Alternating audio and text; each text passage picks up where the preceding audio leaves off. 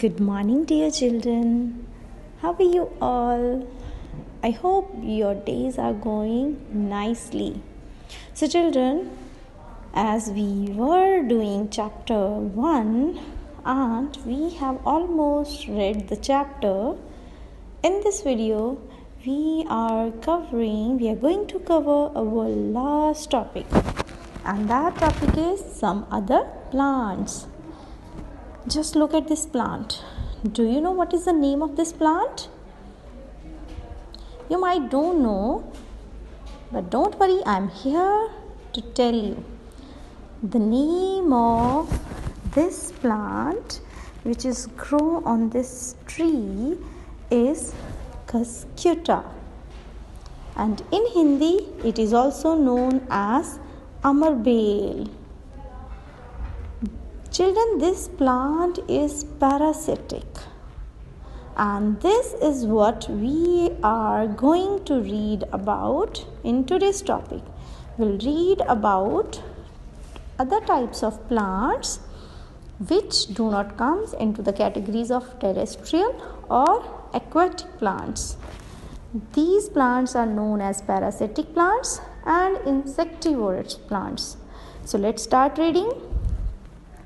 Apart from terrestrial and aquatic plants, there are some special categories of plants, namely parasitic plant and insectivorous plant. And this plant, which is known as Amarbel or Cuscuta, is a parasitic plant. Some plants can photosynthesize only partially and cannot produce all the food it needs by itself. So, if they are not able to make their food for the completion of their needs, so from where they get food?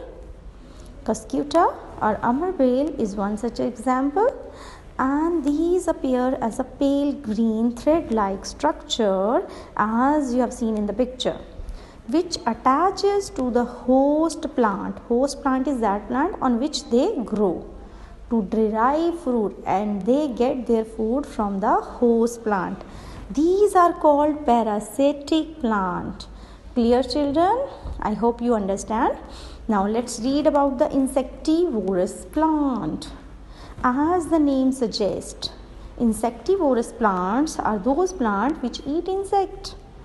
There are some plants that eat insects. Venus flytrap and pitcher plant trap insects with the help of their specially designed leaves.